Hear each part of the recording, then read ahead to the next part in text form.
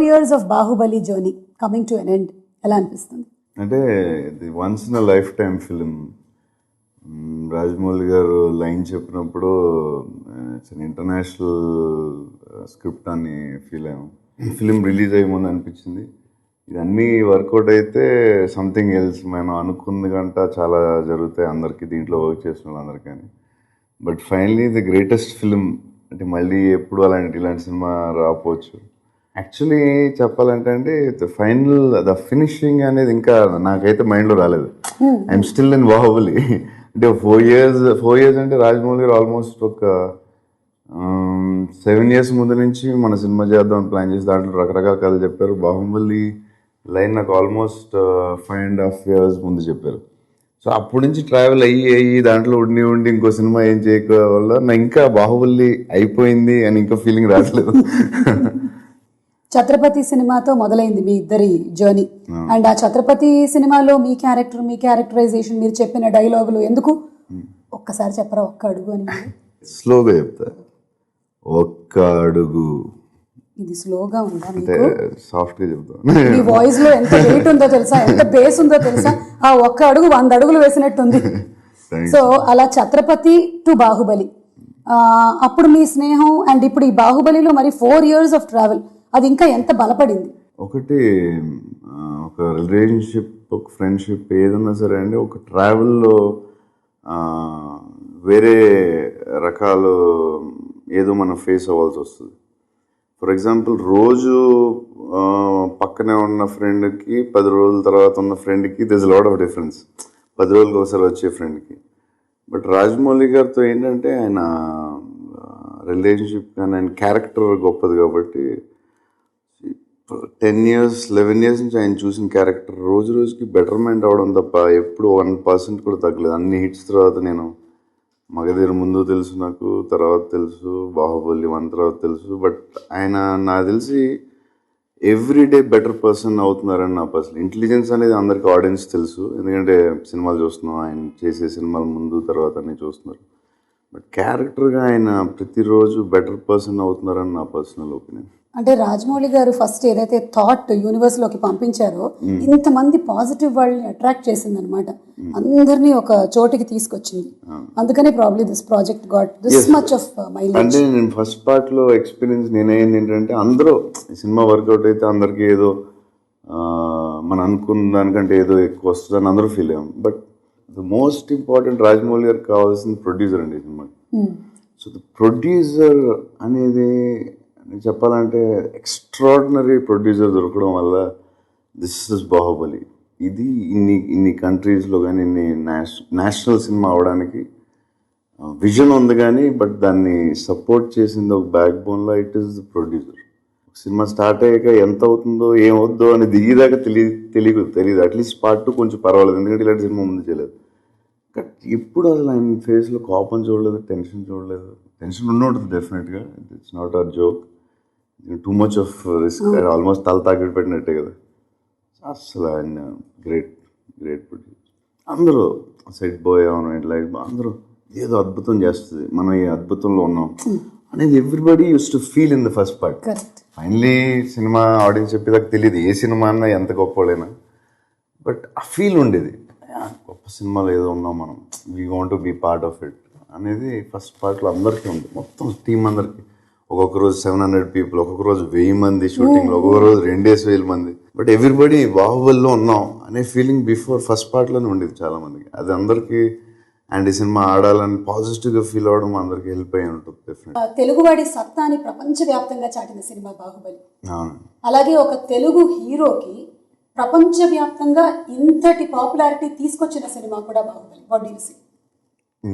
ఇంతటి పాపులారిటీ తెలియదు కానీ బట్ డెఫినెట్గా చాలా చోట్ల ఇప్పుడు బాంబే వెళ్ళినా ఢిల్లీ వెళ్ళినా చాలామంది ఫొటోస్ తీసుకుంటున్నారు అండ్ చూడగానే అది గుర్తుపడుతున్నారు. అండ్ ఎస్ పాపులారిటీ ఎంతో తెలియదు కానీ బట్ ఎక్కడికి వెళ్ళినా ఇప్పుడు ఫేస్ అయితే గుర్తుపడుతుంది. చాలా హంబుల్గా చాలా మోడెస్ట్గా మాట్లాడుతున్నారు. కానీ తెలుగు రాష్ట్రాల్లో ఆల్రెడీ మీరు చాలా పెద్ద స్టార్, అయితే బాహుబలి మిమ్మల్ని నేషనల్ స్టార్ని చేసింది.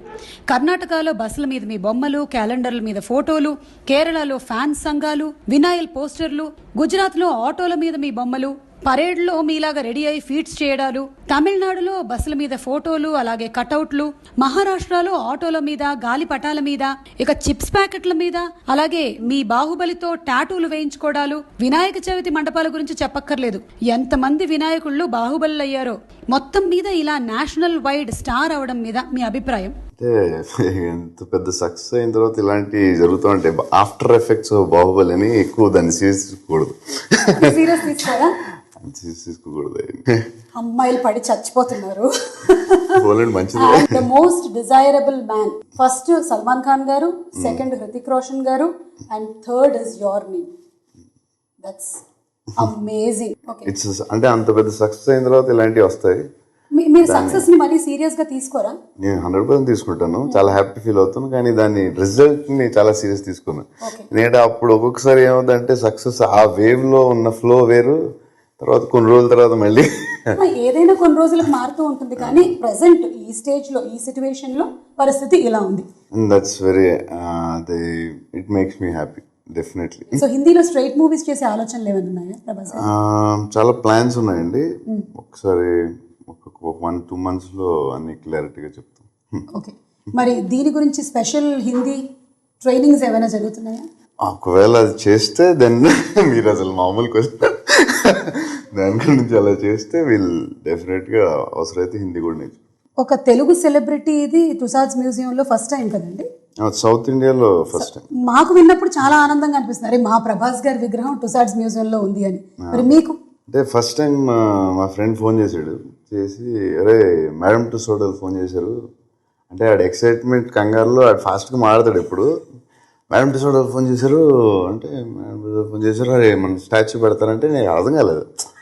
స్టాచ్యూ ఏంటి, మేడం టుసాడ్ ఏంటి అంటే బాహుబలిలో అద్భుతం జరిగితే ఏ జరుగుతాయి అనుకున్నాం, కానీ మేడం టుసాడ్ అనేది అది ఎక్కడ లైన్లో లేదు.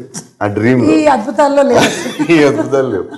మేడం టుసాడ్ ఏంటంటే ఏంట్రా అంటే అదే రా మేడం టుసాడ్ స్టాచ్యూ. ఆడు కంగారు పడతాడు, ఉంది మోడీ గారిది ఉంది మన స్టాచ్యూ, అదే ఏంటి అసలు క్లారిటీ అవసరం ఉండదు. కంగారు పడకు, మేడం టుసాడ్ స్టాచ్యూ ఏంటి, మేడం టుసాడ్లో మన స్టాచ్యూ పెడుతున్నారు, వాళ్ళు నీ అప్రూవల్ ఏంట్రా అసలు ఏంటి, మేడం టుసాడ్లో మన స్టాచ్యూ పెడుతున్నారు, అవును అంతే కదా ఒకసారి ఆగు అని చెప్పి నాకు కొంచెం టైం తీసుకుని నాకు కొంచెం హైపర్ అయిపోయాను. హైపర్ అయ్యి ఏంటిది ఏమన్నాను నిజమా బాహుబలి తర్వాత మేడం టుసాడ్ ఏంటి, స్టాచ్యూ ఏంటి, గొడవ ఏంటి. ఇప్పుడు బాహుబలి షూటింగ్లో ఉన్నాం, రాజమౌళి గారు కార్తిక్ రాజమౌళి గారు అబ్బాయికి వల్లి గారు పిలిచి మీరు అర్జెంట్కి రమ్మనండి. ఏంటి మళ్ళీ ఏంటి ఇంటి అని చెప్పి వల్లి గారు మళ్ళీ ఏదో చెప్తాడు ఇడోనని, ఒకసారి రండి బాబు ఒకసారి క్యారవాన్కి అంటే రాజమౌళి చెప్పా, ఇది మేడం టుసాడ్ మన దాంట్లో మన స్టాచ్యూ పెడతా అంటున్నారు అంటే ఆయన పెద్ద స్మైల్, ఆయన ఎప్పుడు స్మైల్లో చూడదు, ఇలా లిప్స్ ఇంత పెద్ద అయింది. సో అది దానికి ఒక హాఫ్ డే 1 day పట్టింది, తర్వాత మళ్ళీ ఓకే నార్మల్. కానీ he must have been the happiest person అండి. డెఫినెట్లీ. అంటే ఒక సూపర్ హీరోలు అది అమెరికా అంటే కెప్టెన్ అమెరికా, ఈ స్పైడర్ మ్యాన్ అన్నీ ఉండగా మన బాబులు ఉంటుంది అంటే డైరెక్టర్. అది వ్యాక్స్ మీ విగ్రహానికి కొంచెం వ్యాక్స్ ఎక్కువ పడుతుంది కదా, హైట్ ఎక్కువ కదా విగ్రహం. కొలతలే తీసుకుని వెళ్ళారు, మరి వాళ్ళకి ఎంత పడుతుందో, మన అయితే డబ్బులు అడగట్లేదు ప్రాబ్లం. ఓకే, 1.5 నుంచి మేము వెయిట్ చేస్తూ ఉన్నాం బాహుబలి ద కన్క్లూజన్ కోసం. ఆ క్వశ్చన్ మీకు తెలుసుగా క్వశ్చన్ ఏంటో? ఎంతమంది అడుగుంటారు మిమ్మల్ని? చాలా మంది అడిగారు. ఒకసారి ఇలా అడిగితే అది Part 3లో వస్తుందని చెప్పాను, గుండె అయిపోయింది అడిగి, గుండె అయిపోయినంత పని అయింది. వెళ్ళే జోకు Part 2లో చెప్తామని చెప్పాను, లేకపోతే ఏం చెప్పాలి ఆన్సర్ అని. ఇక పాటలండి, కీరవాణి గారు అద్భుతమైన సంగీతాన్ని ఇచ్చారు. First every song is unique. Baahubali the conclusion లో సాంగ్స్ లో నా పర్సనల్ ఫీలింగ్ అయితే ఫస్ట్ పార్ట్ కంటే చాలా బెటర్ ఉంటాయి నా సెకండ్ పార్ట్ సాంగ్స్. చాలా అంటే ఏమో నేనైతే విన్న సాంగ్స్ అన్నిటిలో నాకు ఫస్ట్ పార్ట్లో చాలా బాగున్నాయి, చాలా ఎక్స్ట్రాడినరీ నచ్చినాయి, కొన్ని విజువల్తో ఇంకా బాగున్నాయి. కానీ సెకండ్ పార్ట్లో అసలు విజువల్ చూడలేదు, ఏం చూడలేదు, కానీ వినగానే అన్ని సాంగ్లు నాకు జుమ్ అనిపించినాయి ఎందుకో. बड़ी बड़ी बड़ी बड़ी साहो रे बाहुबली